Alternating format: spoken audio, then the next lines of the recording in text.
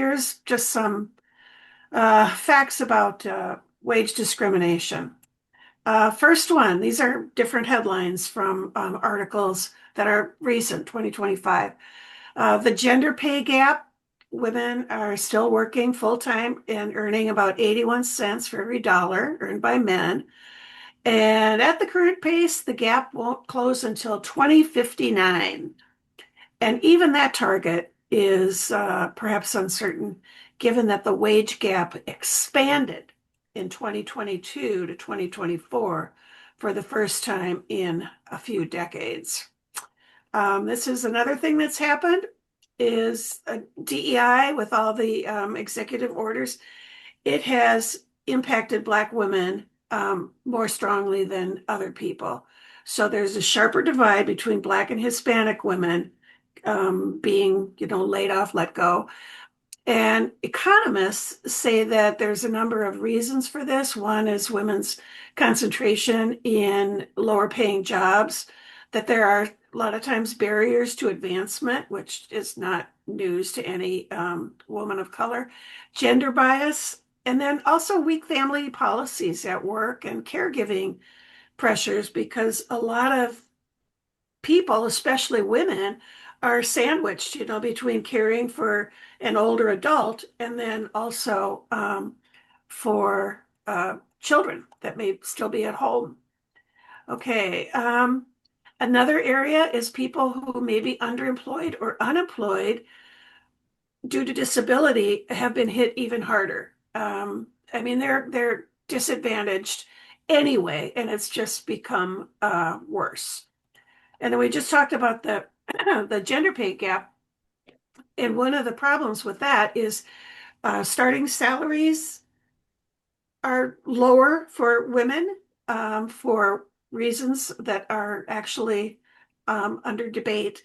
But the total difference over the career, it ends up getting larger and larger. So if you make 10% more as a man and you get your annual bonus or raise or whatever, you keep that spread keeps getting bigger and bigger.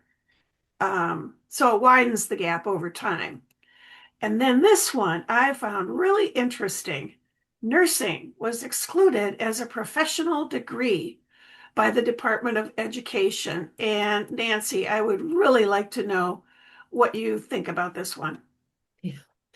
So we were talking about this over Thanksgiving dinner because we have some professionals who are also teachers, and teachers have been removed from the professional degree as Teachers well. aren't in there either. Right. Oh my And goodness. so, the best we can determine is this may have the impact on financial aid for some of these degree programs, but it's definitely a hot topic in my family because a lot of us have chosen to go into various professions, helping professions that are largely licensed. I believe social workers are also in the pool of these professional degrees that are now excluded by the Department of Education. So it's still kind of early to see how that will play out in the long term, like so much that we've talked about over the past year, is the impact that is intended still has to work its way through the court systems.